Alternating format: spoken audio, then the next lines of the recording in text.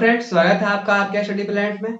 हम लोग क्लास 10 का एनसीईआरटी बुक गणित को सॉल्व कर रहे हैं और हम लोग जो चैप्टर है दो चर वाले रैखिक समीकरण उसको हम लोग हल कर रहे हैं और उसमें से हम लोगों ने प्रश्नावली 3.4 तक पढ़ लिया है और इनका जो वीडियो है मेरे चैनल के आपको प्लेलिस्ट पर सारे वीडियो जो है एक साथ आपको मिल जाएगा। और इससे पहले का जो वीडियो था उसमें हम लोग प्रश्नावली 3.5 का जो क्वेश्चन नंबर 3 था वहां तक हम लोगों ने सॉल्व कर लिया था। तो आज हम लोग इससे आगे सॉल्व करने वाले हैं। प्रश्नावली 3.5 का जो चौथा प्रश्न है उस वहां से हम लोग इसको सॉल्व करने वाले हैं। आगे हम लोग 3.5 का जो बचा हुआ क्वेश्चन है उसको हम लोग आज सॉल्व करेंगे। तो चलिए देखते हैं क्या है क्वेश्चन। प्रश्न है प्रश्न 4 की निम्न समस्याओं में रैखिक समीकरणों के युग्म बनाइए और उनके हल किसी बीजगणितीय विधि द्वारा ज्ञात करिए। यहाँ पे कोई पार्टिकुलर जो है विधि नहीं बोला गया है कि आप इसी विधि से सॉल्व करिए, या यहाँ पे नहीं बोला गया है कि आप प्रतिस्थापन विधि से ही सॉल्व करिए, या यहाँ पे ये नहीं बोला गया है कि आप जो विलोपन विधि है उससे सॉल्व करिए, या फिर ये नहीं बोला गया कि आप बीजगणित विधि से सॉल्व करिए। अभी तक जितना भी हम लोगों ने पढ़ा है उसमें से जो विधि आपको अच्छा लगे तो उसमें से आप कोई भी विधि को यहाँ पे उपयोग करके आप प्रश्नों को हल कर सकते हैं। तो देखिए प्रश्न क्या है कि एक छात्रावास के मासिक व्यय का एक भाग नियत है तथा शेष भाग इस पर निर्भर करता है कि छात्र ने कितने दिन भोजन लिया। जब एक विद्यार्थी ए जो 20 दिन भोजन करता है 1000 रुपए छात्रावास के व्यय के लिए अदा करने पड़ते हैं, जबकि दूसरा जो छात्र है बी जो 26 दिन भोजन करता है छात्रावास के व्यय के लिए 1180 रुपए देने पड़ते हैं। तो नियत व्यय और प्रतिदिन के भोजन का मूल्य ज्ञात करिए। ये हमारा क्वेश्चन है। तो यहाँ पे क्वेश्चन बोला जा रहा है कि यहाँ पे छात्रावास यानी कि एक हॉस्टल है, उसमें से एक लड़का ए है और दूसरा लड़का बी है जो वहां पे रह रहा है। तो वहां पे रहने का या फिर जो भी कुछ वहां पे भोजन के अतिरिक्त जो भी खर्चा है उसका एक भाग जो है वो नियत है। नियत मतलब वहां पे एक फिक्स रेट चल रहा है कि इतना आपको वहां देना पड़ेगा, और जो अलग से है कि आप वहां पे भोजन करते हैं तो उसका अलग से प्रतिदिन भोजन का जो है कितना पैसा होगा, तो उसके लिए जो है यहाँ पे दिया गया है कि आप जितना दिन भोजन करिए उसके अनुसार आपका पैसा जो है वो बढ़ते जाएगा। तो यहाँ एक छात्र ए जो है वो 20 दिन भोजन करता है तो उसको 1000 रुपए देना पड़ता है। तो हम लोग को यहाँ ये नहीं पता कि नियत जो व्यय है, व्यय मतलब खर्च, तो नियत व्यय कितना है, नियत खर्च कितना है वो नहीं पता, और प्रतिदिन के भोजन का मूल्य भी नहीं पता। तो हम लोग देखिए इसको सॉल्व कर रहे हैं, सॉल्व करेंगे इसको। देखिए क्या है क्वेश्चन। तो यहाँ पे मानेंगे कि माना नियत व्यय, ठीक है, नियत व्यय या फिर खर्च, नियत व्यय मान लेते हैं हम लोग x रुपए, ठीक है, और हम लोग प्रतिदिन व्यय जो है उसको मान लेते हैं प्रतिदिन भोजन का, प्रतिदिन के भोजन क्या मूल्य उसको हम लोग मान लेते हैं कितना, y रुपए, ठीक है। तो ये हम लोग मान लिए हैं। अब यहाँ पे प्रश्नानुसार जैसा जैसा प्रश्न बोलेगा वैसा हम लोग करते जाएंगे। प्रश्नानुसार देखिए यहाँ पे एक जो व्यय है, खर्च है, वो नियत है और उसको हम लोग x मान लिए हैं, तो ये पैसा तो देना ही देना पड़ेगा। प्लस में वह जो है 20 दिन भोजन करता है, एक दिन का भोजन का मूल्य हम लोग मान लिए हैं y रुपए, तो यहाँ पे कितना हो जाएगा 20y, और उसे कुल मिला करके 1000 रुपए देने पड़ते हैं, ठीक है। ये मेरा इक्वेशन 1 हो गया। और उसके बाद जो बोला जा रहा है कि जबकि एक विद्यार्थी बी जो 26 दिन भोजन करता है तो उसका भी नियत किराया जो होगा वो सेम होगा, और वह 26 दिन भोजन करेगा तो यहाँ हो जाएगा 26y, और उसे कुल 1180 रुपए देना पड़ता है, ठीक है। तो देखिए यहाँ पे ये जो 26 दिन भोजन कर रहा है तो इसका पैसा भी बढ़ेगा, और ये 20 दिन भोजन कर रहा था तो इसका पैसा भी कम होगा। तो ये जो है समीकरण हमको 2 प्राप्त हो गया है। अब हम लोग जो है इसको कोई भी विधि से सॉल्व कर सकते हैं। तो आप चाहे तो प्रतिस्थापन विधि से हल कर सकते हैं, चाहे आप विलोपन विधि से सॉल्व कर सकते हैं, या फिर बीजगणित विधि से भी आप इस इक्वेशन को सॉल्व करके x और y का वैल्यू निकाल सकते हैं, और वहां से हमको x का जब वैल्यू निकलेगा तो वहां नियत व्यय पता चल जाएगा, और जब y का वैल्यू निकलेगा तो प्रतिदिन भोजन का मूल्य भी पता चल जाएगा। तो देखिए जब हम लोग इसको सॉल्व कर रहे हैं तो हम लोग यहाँ पे हम जो है यहाँ पे क्या करेंगे कि हम इसको विलोपन विधि से सॉल्व कर रहे हैं, ठीक है। विलोपन विधि से, आप चाहे तो कोई भी विधि यहाँ पे लगा करके सॉल्व कर सकते हैं, विलोपन विधि से। अभी देखिए यहाँ पे x का वैल्यू जो है बराबर है, तो सिर्फ यहाँ पे समीकरण 1 और 2 को अगर हम घटा देंगे तो x का वैल्यू जो है वो कट सकता है। तो हम लोग लिखेंगे क्या कि समीकरण 1 और 2 को घटाने पर, या फिर लिख सकते हैं कि समीकरण 1 में से 2 को घटाने पर। तो देखिए घटाएंगे तो क्या हो जाएगा, x प्लस 20y बराबर 1000, और यहाँ पे x प्लस 26y बराबर होगा 1180, ठीक है। तो यहाँ पे क्या हो जाएगा, यहाँ पे हम लोग जब यहाँ पे घटा रहे हैं तो घटाने पर क्या होता है, जो दूसरा समीकरण होता है उसका जो है चिन्ह जो है यानी कि प्लस माइनस वो चेंज हो जाता है। तो यहाँ प्लस है तो माइनस हो गया, यहाँ भी प्लस है तो माइनस हो गया, और यहाँ भी प्लस है तो माइनस हो गया। अब यहाँ पे क्या होगा, ये प्लस में एक माइनस में ये कट गया, और ये प्लस माइनस माइनस तो घट जाएगा, तो घटेगा तो यहाँ पे कितना हो जाएगा -6y, ठीक है। और यहाँ पे जब घटाएंगे तो 1180 रुपए है। देखिए यहाँ पे 1180 रुपए है, और इसमें से 1000 घटेगा तो कितना बचेगा, 180 रुपए बचेगा। तो यहाँ बच गया मेरा 180 रुपए, लेकिन माइनस में बचेगा, ठीक है, माइनस में बचेगा। तो ये माइनस से माइनस कट गया, और ये भी कट जाएगा 6 से। देखिए 6 तिया कितना हो गया, यहाँ पे 18, 6 तिया 18, यानी कि जो मेरा यहाँ पे देखिए y का जो मान आया है वो कितना आया है 30, ठीक है। तो देखिए y का मान जो है यहाँ पे 30 आया है, तो y का मान हम लोग किसी भी समीकरण में रख देंगे तो मेरा वहां से जो है x का वैल्यू निकल सकता है। तो यहाँ लिखेंगे y का मान समीकरण 1 में रखने पर, ठीक है। तो y का मान जो है हम लोग समीकरण 1 में रख रहे हैं। तो देखिए समीकरण 1 मेरा यहाँ पे है, तो x प्लस 20, और जहां पे y है वहां पे हम लोग क्या रख देंगे 30, क्योंकि y बराबर हम लोग 30 निकाल चुके हैं, बराबर यहाँ कितना है 1000 रुपए, है ना। और इसको हम लोग जब सॉल्व करेंगे तो कितना हो जाएगा 600, और यहाँ पे कितना हो जाएगा 1000, और x बराबर निकालेंगे तो 1000 माइनस 600, तो x का वैल्यू जो आया वो कितना है 400 रुपए, 400 आया, ठीक है। तो हम लोग बोल सकते हैं अतः, देखिए x का वैल्यू जो है 400 आया है, और हम लोग x का वैल्यू किसे माने हैं तो नियत व्यय को, तो लिखेंगे अतः नियत व्यय x बराबर 400 रुपए है, तथा प्रतिदिन भोजन का मूल्य, प्रतिदिन भोजन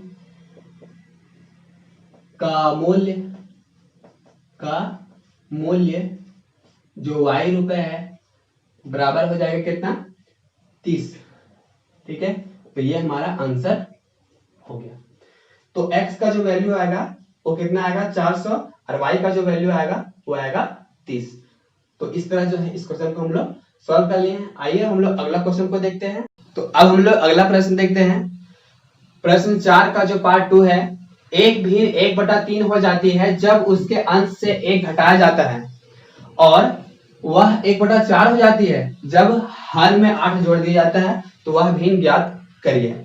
देखिए हमको यहाँ पे भिन्न नहीं पता, भिन्न मतलब जो अंश और हर के रूप में लिखा हुआ, देखिए ऊपर वाला को क्या बोलते हैं हम लोग अंश बोलते हैं, और नीचे क्या बोलते हैं हर। तो हम लोग यहाँ पे क्या करेंगे, मानेंगे माना कि अंश बराबर, ठीक है, माना अंश जो है वो x है तथा हर जो है वो कितना है y है, ठीक है। अब प्रश्नानुसार देखिए, अब जो है जो मेरा भिन्न बनेगा वो क्या बनेगा x बाय y बनेगा, ठीक है। मेरा भिन्न जो बनेगा वो x बाय y बनेगा। अब यहाँ पे बोल रहा है कि एक भिन्न 1/3 हो जाती है। अच्छा, तो 1/3 यहाँ पे हो गई, 1/3 हो जाती है जब उसके अंश से 1 घटाया जाता है। तो अंश तो ऊपर वाला है, उसमें क्या कर दिए हम एक घटा दिए। ठीक है, तो इसको जब हम लोग सॉल्व करते हैं तो क्या हो जाएगा, देखिए ये 3 जो है इससे मल्टीप्लाई हो जाएगा, तो यहाँ क्या हो जाएगा 3x - 3 बराबर कितना हो जाएगा y। तो हम लोग इसको एक तरफ हम लोग इसको सजा देते हैं तो क्या हो जाएगा, देखिए 3x ये प्लस में इधर आके माइनस में हो गया और ये बराबर 3, ये हमारा इक्वेशन 1 हो गया। अब पुनः क्या बोला जा रहा है कि वही भिन्न जो x व y था, वही भिन्न जो है वो 1/4 हो जाती है, 1/4 हो जाती है। कब? जब हर में 8 जोड़ दिया जाता है। तो हर यहाँ पे ये है 8, हम लोग क्या कर दिए यहाँ पे हर में 8 जोड़ दिए। तो जब हम लोग इसको फिर से सॉल्व करते हैं तो कितना हो जाएगा, देखिए यहाँ पे ये हो गया 4x और यहाँ पे हो जाएगा y बराबर क्या हो जाएगा, बराबर y, ये जो है y + 8 इससे 1 से मल्टीप्लाई हो जाएगा। तो यहाँ पे ये यही चीज रह गया। हम लोग इसको एक तरफ ले आते हैं x और y को, तो यहाँ कितना हो जाएगा, ये हो जाएगा 4x और -y बराबर कितना हो गया 8 हो गया, और ये मेरा इक्वेशन 2 हो गया। हम लोग जो है इक्वेशन 1 और इक्वेशन 2 हमको मिल गया है, समीकरण 1 और समीकरण 2 मिल गया है। तो हम लोग अब कोई विधि से आगे हम लोग हल कर सकते हैं। तो देखिए यहाँ पे हम विलोपन विधि से बना रहे हैं, विलोपन विधि। ठीक है, देखिए विलोपन विधि से यहाँ बनाना इसलिए आसान हो रहा है क्योंकि देखिए यहाँ पे y का जो वैल्यू है वो यहाँ पे 1 है और यहाँ पे भी y का जो गुणांक है वो कितना है 1 है, दोनों में 1 1 है। तो सिर्फ समीकरण 1 और 2 को हम लोग हटा देंगे तो मेरा यहाँ से तुरंत जो है मेरा x का वैल्यू निकल जाएगा और y का वैल्यू निकल जाएगा। तो विलोपन विधि से इसको सॉल्व कर रहे हैं। ठीक है, देखिए इक्वेशन यहाँ पे है x - y बराबर 3 और यहाँ पे है 4x - y बराबर 8। ठीक है, तो अब हम लोग क्या करेंगे, सिर्फ समीकरण 1 और 2 को घटा देंगे। ठीक है, तो यहाँ पे लिख देते हैं, यहाँ पे समीकरण 1 और समीकरण 1 और 2 को क्या करने पर, घटाने पर। ठीक है, जब घटा देंगे तो यहाँ पे चिन्ह चेंज हो जाएगा, यहाँ पे प्लस है तो माइनस हो गया, यहाँ पे माइनस है तो यहाँ प्लस हो गया और यहाँ प्लस है तो यहाँ पे माइनस हो गया। अब हम लोग इसको जब आगे सॉल्व कर रहे हैं तो ये देखिए ये वैल्यू जो है कट गया, एक प्लस में एक माइनस में घट जाएगा तो बचेगा क्या, सिर्फ -x बचेगा। और जब हम लोग इसको सॉल्व करेंगे तो प्लस माइनस माइनस हो जाएगा, 8 में से कितना गया 3 गया, तो कितना बच गया यहाँ पे 5 माइनस में, तो ये से ये कट गया तो क्या हो गया यहाँ पे x का वैल्यू जो है वो कितना आया है, मेरा 5 आया है। ठीक है, अब हम लोग x का जो मान है वो किसी भी समीकरण में लिख देंगे तो मेरा y का वैल्यू जो है निकल जाएगा। लिखते हैं x का मान समीकरण 1 में रखने पर। तो देखिए समीकरण 1 मेरा ये है, यहाँ पे x का मान रख देंगे तो यहाँ पे y का वैल्यू निकल जाएगा। तो यहाँ पे क्या है 3 और जहाँ पे x है, x के जहाँ पे क्या लिख दिए हम लोग 5, 3 × 5 - y बराबर यहाँ पे 3। सॉल्व करेंगे तो 5 से कितना हो गया यहाँ पे 15 - y बराबर 3। y को हम लोग इधर भेज देते हैं और 3 को इधर ले आते हैं तो कितना हो जाएगा 5 - 3 बराबर कितना हो गया y। तो यहाँ से जो है y का जो वैल्यू निकला है वो कितना निकला है मेरा 12। ठीक है, तो इस तरह जो है x का जो वैल्यू आया है वो 5 है और y का मान जो है वो कितना है 12 है। तो हम लोग बोल सकते हैं अतः वह भिन्न जो है वो कितना होगा 5/12 होगा। क्योंकि हम लोग x/y माने थे भिन्न को, यानी अंश और हर को, तो ऊपर वाला अंश हो गया नीचे वाला हर हो गया, x का वैल्यू 5 और y का वैल्यू 12। तो ये मेरा भिन्न हो जाएगा 5/12 और ये मेरा क्या हो जाएगा आंसर हो जाएगा। आप यहाँ पे वैल्यू को पुट करेंगे तो भी मेरा जो है आंसर बिल्कुल सही हो जाएगा। जैसे देखिए यहाँ पे अगर हम लोग x के जगह पे अगर हम लोग यहाँ पे देखिए 5 पुट करते हैं तो 5 हो गया x के जगह पे, 5 में से 1 और यहाँ पे y बराबर कितना है 12।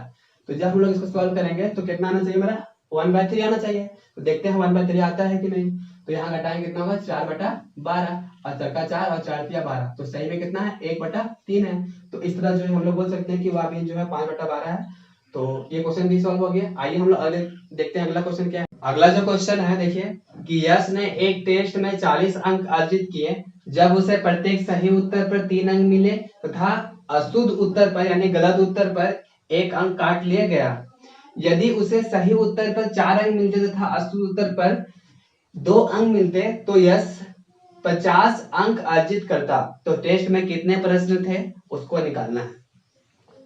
तो देखिए यहाँ पे जो है हम लोग मानेंगे सबसे पहले कि सही उत्तर की संख्या कितना है वो हमको पता नहीं है और सही उत्तर के लिए 3 अंक दिया जाता है और गलत उत्तर की संख्या कितना है वो भी हमको पता नहीं है और गलत उत्तर के लिए 1 अंक काट लिया जाता है। तो यहाँ पे पहले देखिए इसको हल कर रहे हैं। क्या लिखेंगे? माना सही उत्तरों की संख्या, सही उत्तरों की संख्या इसको हम मान लेते हैं x तथा गलत उत्तरों की संख्या इसे हम मान लेते हैं y। ठीक है। अब प्रश्नानुसार जैसा जैसा प्रश्न बोलेगा हम लोग वैसा ही लिखेंगे। प्रश्नानुसार देखिए क्या है प्रश्न में कि प्रत्येक सही उत्तर के लिए 3 अंक मिलता है और गलत उत्तर के लिए 1 अंक काट लिया जाता है। तो सही उत्तर की संख्या के लिए हम लोग x माने हैं और सही उत्तर के लिए 1 अगर सही उत्तर बना देंगे तो इसको 3 अंक मिलता है। तो यहाँ पे कितना हो जाएगा? यहाँ पे 3x। ठीक है। और गलत उत्तर के लिए 1 अंक काट लिया जाता है। ठीक है। काट लिया जाता है मतलब यहाँ पे घट जाएगा। जो सही उत्तर रहेगा उसमें से अगर हम लोग गलत उत्तर को घटा देंगे तो मेरा जो होगा कुल नंबर जो मिलेगा वो हमको पता चल जाएगा। तो यहाँ कितना हो गया? 3x और माइनस y। चूंकि 1 अंक काट लिया जाता है तो यहाँ पे 1 जो है गुना में है। ठीक है। यहाँ पे 1 गुना है तो 1 को यहाँ पे हम लिखे नहीं है। तो यहाँ पे कितना होगा? 3x माइनस y और उसे कुल मिला करके कितना जो है अंक मिलता है, कितना नंबर मिलता है? तो 40 अंक जो है मिलता है। तो यहाँ पे लिख दिए 40 और ये मेरा जो हो गया समीकरण फर्स्ट हो गया। अब पुनः देखिए फिर से क्या बोला गया है कि यदि उसे 4 अंक मिलते, सही उत्तर पर 4 अंक मिलते तो यहाँ पे कितना हो गया मेरा? 4x। और गलत उत्तर पर 2 अंक काट लिए जाते तो 2 अंक काट लेंगे मतलब 2y हो जाएगा और उसको जो है कितना मिलेगा? फिर से 50 अंक मिलता। ये जो है ये बोला गया है। देखिए यहाँ पे 2 जो है कॉमन आ रहा है तो हम लोग 2 को हम लोग बाहर निकाल सकते हैं। तो यहाँ पे 2 को बाहर निकालेंगे तो यहाँ हो जाएगा 2x और माइनस y बराबर हो गया यहाँ पे 50। ये 2 से 50 जो है कट जाएगा कितना बार में? 25 बार में। तो मेरा इक्वेशन जो आया है वो कितना आया है? 2x माइनस y बराबर है यहाँ पे 25। अब देखिए यहाँ भी y जो है इसका गुणांक 1 है और यहाँ भी 1 है। सिर्फ हम लोग समीकरण 1 और 2 को घटा देंगे तो मेरा x और y का वैल्यू बिल्कुल ही आसानी से निकल जाएगा। तो आप जान ही गए होंगे हम लोग जो है कौन सी विधि से सॉल्व करने वाले हैं। तो हम यहाँ पे विलोपन विधि से सॉल्व करेंगे। ठीक है। विलोपन विधि से देखिए लिखेंगे सीधा सा कि समीकरण 1 और 2 को घटाने पर देखिए क्या हो जाएगा? यहाँ पे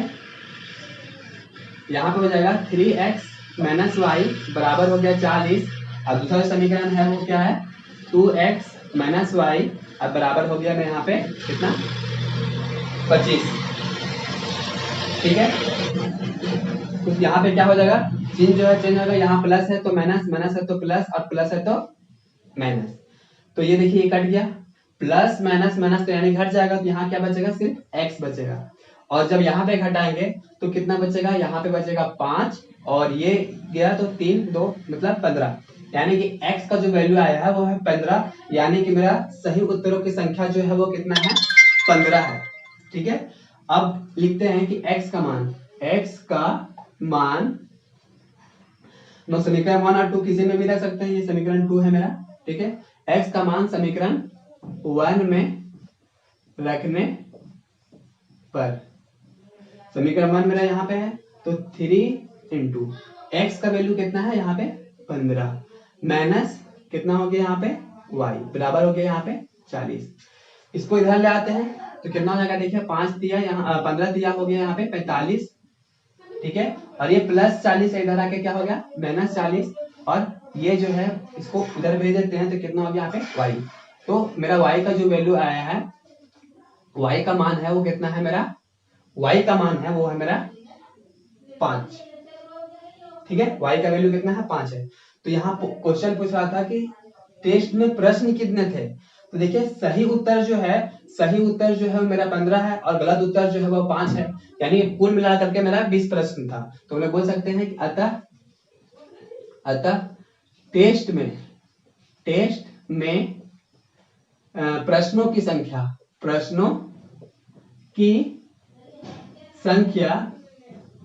बराबर क्या हो जाएगा x + y।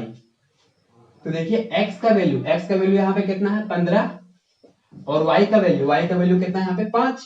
तो 15 और 5 कितना हो गया यहाँ पे 20, यानी कि टोटल प्रश्न की संख्या कितना था 20 था। और यहाँ पे अगर हम लोग x और y का वैल्यू बैठाएंगे तो यहाँ पे 40 आ जाएगा, तो मेरा बिल्कुल सही हो जाएगा। देखिए यहाँ पे हम लोग बैठाएंगे x का वैल्यू 15, तो 15 तो यहाँ 45 हो गया, और y का वैल्यू कितना है 5, तो 45 और 5, 45 में से 5 जो है चला गया तो कितना बचा 40। मेरा बिल्कुल आंसर सही है कि x का वैल्यू जो होगा 15 होगा और y का वैल्यू 5 होगा, और कुल प्रश्नों की संख्या जो होगा वो कितना होगा 15 और 5 20, यानी कि मेरा बिल्कुल आंसर सही है। तो आगे हम लोग देखते हैं अगला प्रश्न क्या है। तो आइए हम लोग अगला प्रश्न देखते हैं। देखिए क्या है, प्रश्न 4 का जो पार्ट 4 है वो क्वेश्चन है यहाँ पे कि एक राजमार्ग पर दो स्थान A और B 100 किलोमीटर की दूरी पर है। एक कार A से तथा दूसरी कार B से एक ही दिशा यानी कि एक ही समय में चलना प्रारंभ करती है। यदि ये कारें भिन्न भिन्न चालों से एक ही दिशा में चलती है तो 5 घंटे पश्चात मिलती है, परंतु यदि ये कारें विपरीत दिशा में चलती है तो 1 घंटे के पश्चात मिलती है। तो दोनों कारों की चाल ज्ञात करिए। तो इस क्वेश्चन को बनाने से पहले कुछ हम लोग कॉन्सेप्ट है उसको समझेंगे। देखिए यहाँ पे मान लीजिए एक स्थान है A और दूसरा स्थान जो है वो है B। ठीक है, अगर इसके बीच जो है डिस्टेंस जो है दूरी जो है वो कितना है 100 किलोमीटर का है। ठीक है, अगर कोई भी कार मान के चलिए यहाँ पे जो है दो कार है। ठीक है, ये जो कार है यहाँ पे ये बिंदु दिख रहा है, ये दोनों दो कारें हैं। अगर ये कार दोनों एक ही दिशा में चलती है, एक ही दिशा कहने का मतलब है कि यहाँ से स्टार्ट कर रही है A से और ये कार जो है वो B की तरफ जा रही है और दूसरी कार भी जो है वो भी B की तरफ जा रही है। तो मान के चलिए इसका जो चाल होगा वो कुछ भी हो सकता है। तो इसका चाल जो है शुरू वाला को हम लोग मान लेते हैं x किलोमीटर/आवर। ठीक है, इसका जो चाल होगा मान लीजिए 60 होगा 70 होगा कुछ भी 7 किलोमीटर/आवर या फिर 70 किलोमीटर/आवर जो भी कुछ होगा। तो यहाँ पे पहला कार का जो चाल है उसको हम लोग मान लिए हैं x किलोमीटर/आवर और दूसरा कार की चाल को हम लोग मान लिए हैं y किलोमीटर/आवर, यानी कि दोनों का चाल जो है वो क्या है यहाँ पे अलग अलग है। तो अगर ये कारें एक ही दिशा में चलती है यानी कि और ये कार x किलोमीटर/घंटा वाली चाल से जो कार चल रही है वो B की तरफ जा रही है, तो दूसरी कार भी जो है वो B की तरफ ही जा रही है।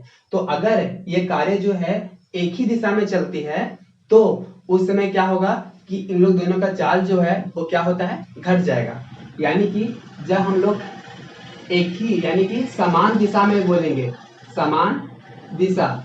ठीक है, जब समान दिशा होगा, समान दिशा में क्या होगा जो चालें होती है वो क्या हो जाती है कि चाल जो है जैसे कि एक ही दिशा में चल रहा है तो चाल जो है क्या हो जाएगा यहाँ पे, तो चाल जो है वो जब एक ही दिशा में जा रहा है तो ये भी ध्यान रखिएगा जब जो है ये जो कारें हैं एक पहला कार और दूसरा कार जो है वो अगर एक ही दिशा में जाएगा तो यहाँ पे क्या हो जाएगा कार की चाल जो होगी वो घट जाएगी, यानी कि x - y किलोमीटर/आवर हो जाएगा। ठीक है, लेकिन एक और कंडीशन बन सकता है कि यहाँ एक कार पहली कार ये हो गई दूसरी कार ये हो गई, ये इधर से आ रही है और दूसरी कार भी जो है वो इधर से आ रही है। तो अगर इसका जो चाल है वो x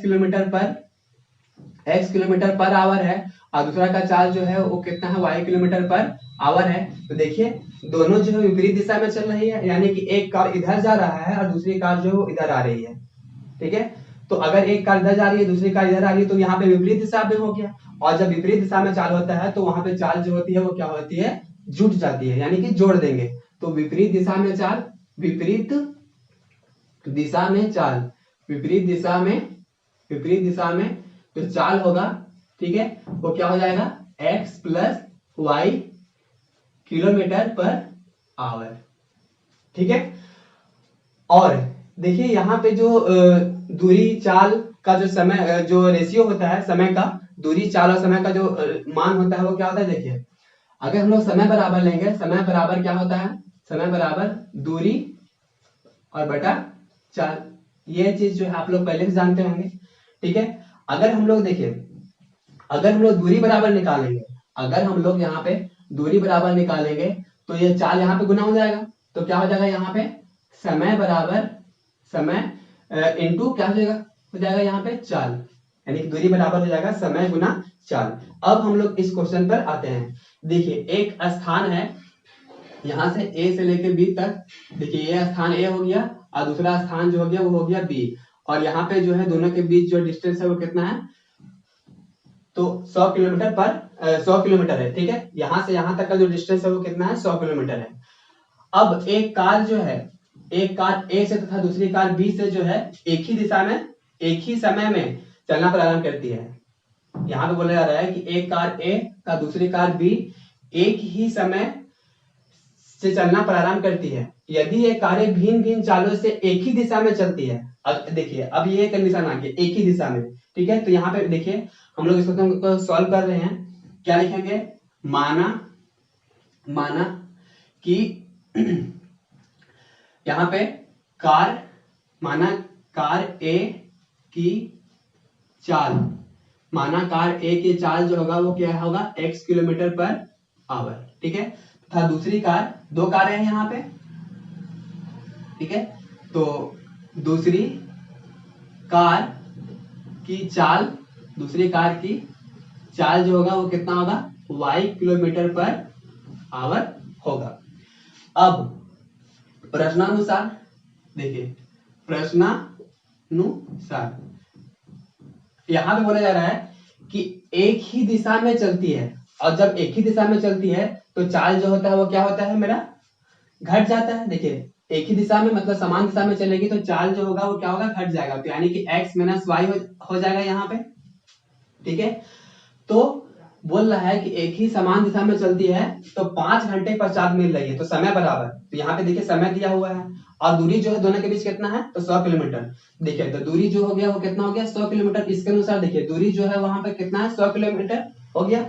और देखिए चाल जो है जब विपरीत समान दिशा में चल रहा है तो वो है x माइनस वाई, और यहाँ पे फिर लोग समय लेंगे तो समय से कितना लग रहा है यहाँ पे 5 घंटा लग रहा है, ठीक है। इस इक्वेशन को यहाँ पे सॉल्व करेंगे तो यहाँ पे कितना हो जाएगा, देखिए तो यहाँ पे हम लोग काट भी सकते हैं, देखिए काटेंगे कितना होगा 5 दूनी 10, यानी कि x माइनस वाई बराबर हो गया यहाँ पे 20, ये मेरा समीकरण फर्स्ट हो गया, ठीक है। अब हम लोग आगे देखते हैं, परंतु यदि एक कार विपरीत दिशा में चलती है, अब विपरीत दिशा में आ जाएगा तो मेरा चाल जो होगा वो मेरा क्या करेंगे हम लोग, चाल को हम लोग जोड़ देंगे विपरीत दिशा में, देखिए तो कितना हो जाएगा x प्लस वाई, ठीक है। तो ये चाल हो गया। अब समय कितना यहाँ पे लग रहा है इसको, तो परंतु ये कारें विपरीत दिशा में चलती है तो 1 घंटे के पश्चात मतलब कि यहाँ पे 1 घंटा इसको समय लग रहा है, और दूरी फिर वही है, दूरी तो सेम है, कितना है 100 किलोमीटर। तो यहाँ पे ये हो गया मेरा इक्वेशन 2 हो गया, ठीक है, इक्वेशन 2 हो गया। अब हम लोग इसको जब सॉल्व करते हैं, देखिए इक्वेशन फर्स्ट है, इक्वेशन सेकंड है, ये 1 का कोई मतलब ही नहीं है यहाँ पे, क्योंकि देखिए ये जो है अभी यहाँ लिख देते हैं, लेकिन देखिए ये जो है 1 से गुना होगा तो वही चीज रह जाएगा। तो हम लोग क्या करेंगे, देखिए यहाँ पे y है माइनस में और यहाँ y है प्लस में, तो इसको अगर विलोपन विधि से हम लोग सॉल्व करेंगे तो y का वैल्यू कट जाएगा, यहाँ से x का और y का वैल्यू आराम से हम लोग निकाल सकते हैं। तो लिखेंगे क्या चीज, विलोपन विधि से, विलोपन विधि से, ठीक है, विलोपन विधि से इसको सॉल्व कर, तो हम लोग इसको विलोपन विधि से सॉल्व कर रहे हैं तो क्या हो जाएगा यहाँ पे x माइनस वाई बराबर हो गया यहाँ पे 20, और फिर से क्या हो जाएगा x प्लस वाई बराबर हो जाएगा यहाँ पे 100। तो यहाँ पे क्या हो गया, ये कट गया, यहाँ कितना हो जाएगा, ये हो जाएगा 2x, x और x 2x हो गया, और यहाँ पे कितना हो जाएगा, यहाँ पे ये जो है 100 और यहाँ पे 20, तो कितना हो जाएगा यहाँ पे 120।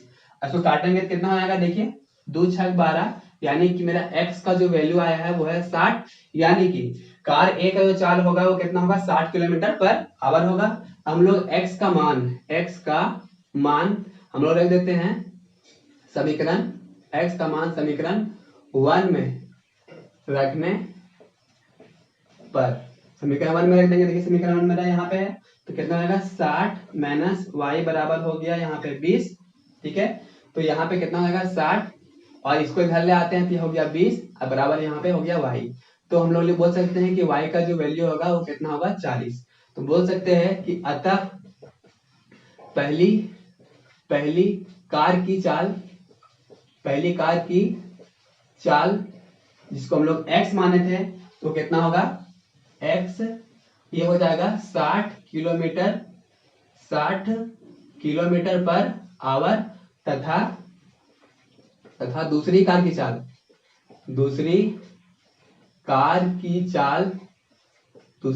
की चाल यानी y बराबर हो जाएगा मेरा कितना 40 किलोमीटर पर आवर।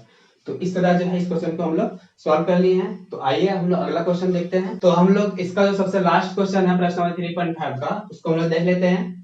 एक आयत का क्षेत्रफल 9 वर्ग इकाई कम हो जाता है यदि उसकी लंबाई 5 इकाई कम कर दी जाती है और चौड़ाई 3 इकाई बढ़ा दी जाती है। यदि हम लंबाई को 3 इकाई और चौड़ाई को 2 इकाई बढ़ा दे तो क्षेत्रफल 67 वर्ग इकाई बढ़ जाता है। आयत की विमाएं ज्ञात कीजिए। देखिए क्वेश्चन यहाँ पे समझते हैं हम लोग। सबसे पहले देखिए एक मेरा आयत है और उसमें जो है मेरा ना ही लंबाई पता है ना ही चौड़ाई पता है।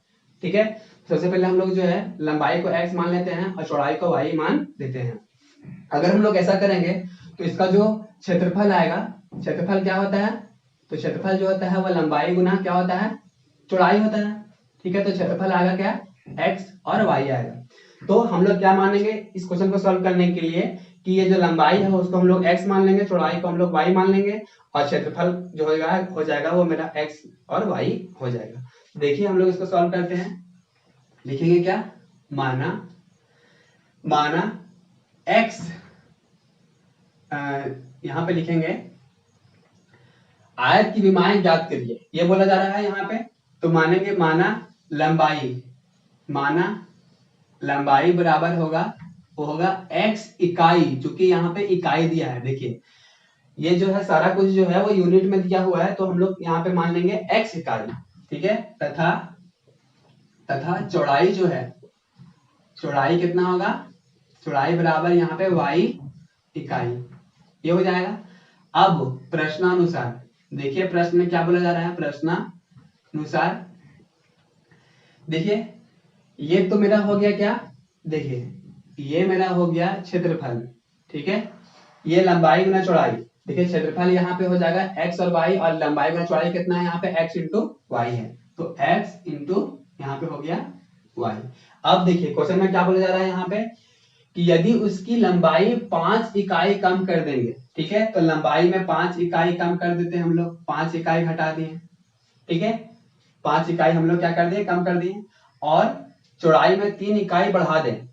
चौड़ाई में 3 इकाई बढ़ा दें, चौड़ाई में हम लोग 3 इकाई क्या कर दिए यहाँ पे बढ़ा दिए। देखिएगा फिर से कि तो क्या हो जाएगा यहाँ पे कि एक आयत का क्षेत्रफल जो है 9 इकाई जो है कम हो जाता है। क्षेत्रफल तो ये हो गया तो इसमें क्या हो जाएगा यहाँ पे 9 इकाई हम लोग कम कर दिए। देखिए पूरा बिल्कुल यहाँ पे जो सटीक बैठ रहा है कि नहीं हम लोग उसको देख लेते हैं कि एक आयत का क्षेत्रफल 9 इकाई कम कर दी जाती है तो क्षेत्रफल में 9 इकाई कम कर दिए। यदि उसकी लंबाई 5 इकाई कम कर दी जाती है तो 5 इकाई यहाँ पे लंबाई में कम कर दिए और चौड़ाई में 3 इकाई बढ़ा दी जाती है, 3 इकाई बढ़ा दिए तो क्षेत्रफल जो था उसका 9 इकाई कम हो जाता था। क्षेत्रफल यहाँ पे 9 इकाई कम हो गया। ठीक है, इसको हम लोग सॉल्व कर लेते हैं। देखिए क्या होगा तो इसको जब हम लोग सॉल्व करेंगे देखिए मल्टीप्लाई में है तो x जो है वैसे ही मल्टीप्लाई होगा, ये जो है 5 जो हो वो इससे पूरा से मल्टीप्लाई हो जाएगा। तो यहाँ क्या हो जाएगा एक्स वाई हो जाएगा। इसको फिर इससे मल्टीप्लाई करेंगे तो कितना होगा प्लस 3x। इस माइनस 5 को फिर y से मल्टीप्लाई करेंगे तो हो जाएगा यहाँ पे माइनस 5y और प्लस माइनस 5 दिया 15 ये हो गया। और इधर क्या है एक्स वाई माइनस 9। देखिए यहाँ भी एक्स वाई यहाँ भी एक्स वाई, ये प्लस में इधर आके माइनस में हो जाएगा तो हम लोग इसको क्या कर सकते हैं हम लोग काट सकते हैं। तो यहाँ पे क्या हो गया यहाँ पे हो गया है 3x माइनस 5y। ठीक है, अब यहाँ पे क्या हो गया माइनस 9 है, ये माइनस में इधर आके क्या हो जाएगा प्लस में, तो प्लस कितना हो गया 15। जब हम लोग इसको आगे सॉल्व करते हैं तो कितना हो जाएगा यहाँ पे 3x माइनस 5y बराबर घटा देंगे तो यहाँ कितना हो जाएगा 6। ठीक है 915 यानी कितना हो गया यहाँ पे 6। ये मेरा समीकरण फर्स्ट हो गया। तो आगे क्या दिया हुआ है देखिए, यदि हम लंबाई को 3 इकाई और चौड़ाई को 2 इकाई बढ़ा दें। देखिए मेरा लंबाई जो है वो x है और चौड़ाई जो है वो कितना है y है। ठीक है तो यहाँ पे देखिए लंबाई को 3 इकाई बढ़ा दे और चौड़ाई को 2 इकाई बढ़ा दे तो मेरा जो क्षेत्रफल होता है तो क्षेत्रफल क्या था एक्स वाई था। ठीक है तो क्षेत्रफल जो था तो क्षेत्रफल में क्या था कि क्षेत्रफल में 67 वर्ग इकाई जो होगा वो बढ़ जाएगा, ये मेरा बोला जा रहा है। तो यहाँ पे कितना हो गया 67 हो गया। ठीक है तो इसको हम लोग जब सॉल्व करते हैं देखिए इसको इससे मल्टीप्लाई करेंगे तो यहाँ हो जाएगा एक्स वाई, एक्स को y प्लस 2 से मल्टीप्लाई करना है तो यहाँ हो गया एक्स वाई और प्लस 2x। फिर 3 को फिर y प्लस 2 से मल्टीप्लाई करना है तो कितना हो जाएगा यहाँ पे 3y। ठीक है 3y और यहाँ पे प्लस प्लस प्लस 3 दूनी 6, ये हो गया मेरा पास। और यहाँ पे हो जाएगा एक्स वाई प्लस यहाँ पे 67, ये से ये कट गया। ठीक है तो यहाँ पे क्या बच गया देखिए कि 2x प्लस 3y बराबर, ये प्लस है इधर आके माइनस में जाएगा तो 67 में से 6 चला गया, यहाँ कितना बच गया 61। ठीक है ये मेरा समीकरण 2 हो गया। देखिए जब हम लोग इसको विलोपन विधि से सॉल्व करेंगे तो क्या यहाँ पे जब हम लोग इसको विलोपन विधि से सॉल्व करेंगे तो यहाँ पे क्या करना पड़ेगा, समीकरण 1 को 3 से मल्टीप्लाई करना पड़ेगा क्योंकि देखिए ये y का टर्म को हम लोग हटाना चाह रहे हैं। तो यहाँ पे ये 3 है तो 3 को इससे मल्टीप्लाई कर दिया और ये जो है y वाला टर्म को दोनों को बराबर करने के लिए इसको 3 से मल्टीप्लाई कर दिया, यहाँ 5 है तो इसको 5 से मल्टीप्लाई कर देंगे। ठीक है तो यही चीज लिखेंगे समीकरण 1 को किससे 3 से तथा समीकरण 2 को 5 से गुना कर देखिए यहाँ पे ये भी माइनस में है, यहाँ पे देखिए यहाँ पे ये जो है किसमें है माइनस में है और ये जो है वो प्लस में है। तो क्या करेंगे यहाँ पे जोड़ने पर, क्योंकि हमको एक प्लस में मिल जाएगा एक माइनस में मिल जाएगा तो हम लोग को यहाँ पे जो वैल्यू होगा वो क्या करेंगे हम लोग यहाँ पे जोड़ेंगे तभी मेरा वैल्यू जो है यहाँ पे दोनों सेम आएगा और इसको हम लोग काट सकते हैं, एक प्लस में आ जाएगा एक मेरा माइनस में आ जाएगा तो इसको काट सकते हैं। तो गुना कर क्या करने पर जोड़ने पर देखिए गुना करेंगे इसको जो है 3 से मल्टीप्लाई करना है तो यहाँ हो जाएगा 3 तिया 9, इसको 3 से मल्टीप्लाई करेंगे कितना होगा 5 तिया 15y और यहाँ पे होगा 6 तिया 18। ठीक है अब इसको जो है 5 से गुना करना है तो यहाँ हो जाएगा 5 दूनी 10x, इसको गुना करेंगे 5 तिया 15y और यहाँ हो जाएगा 61 को 5 से गुना करेंगे, 61 को 5 से गुना करेंगे कितना हो जाएगा 5 का 5 और 6 5 30 यानी कि 305 आया है। ठीक है इसको जब गुना करेंगे 5 को इससे तो कितना आएगा 6 5 30 तो यहाँ हो जाएगा 305। अब तो यहाँ पे क्या हो जाएगा देखिए ये जो है ये कट गया और यहाँ पे क्या होगा ये दोनों जुड़ जाएगा तो कितना हो जाएगा यहाँ पे 19x। अब यहाँ पे कितना होगा इसको जोड़ेंगे तो 8 5 13 के 3 बचा 1 और यहाँ पे 2 323 ये आ जाएगा और ये जो है 19 से कट जाएगा। ठीक है तो कितना बाद में कटेगा 19 1 का 19 यहाँ हो गया 133। ठीक है तो 19 सत्ते 133 मतलब कि 17 बार में, तो x का वैल्यू कितना आ गया यहाँ पे 17 आ गया। हम लोग x का जो मान है वो हम लोग किसी भी समीकरण में रख देंगे तो यहाँ देखिए हम लोग समीकरण 1 में रखेंगे तो x का मान समीकरण 1 में रखने पर समीकरण 1 में रखेंगे x का मान, तो x का मान समीकरण 1 में रखेंगे तो क्या हो जाएगा यहाँ पे 3 गुना 17 माइनस 5y बराबर हो जाएगा यहाँ पे 6। 17 दिया कितना हो गया यहाँ पे 51 ये प्लस में इधर आके माइनस में हो जाएगा बराबर यहाँ पे 5y। अच्छा 51 में से अगर हम लोग 6 घटाएंगे तो कितना बचेगा 45। ठीक है बराबर हो गया यहाँ पे 5y और 5 9 45 यानी कि y का भी जो वैल्यू है वो कितना है यहाँ पे 9। तो हम लोग बोलेंगे x का वैल्यू कितना है 17 और y का वैल्यू है यहाँ पे 9 तो हम लोग बोलेंगे इसके बोल रहा था कि इसी विमाएं ज्ञात करिए यानी कि लंबाई चौड़ाई ज्ञात करिए तो बोलेंगे अतः लंबाई बराबर कितना होगा 17 इकाई और चौड़ाई बराबर हो जाएगा 9 इकाई। ठीक है तो यहाँ पे आप लिख सकते हैं कि लंबाई x बराबर 17 इकाई और चौड़ाई y बराबर 9 इकाई। ठीक है तो इस तरह जो है हम लोग प्रश्नावली 3.5 को भी सॉल्व करनी है। आगे जब हम लोग पढ़ेंगे तो प्रश्नावली 3.6 को पढ़ेंगे।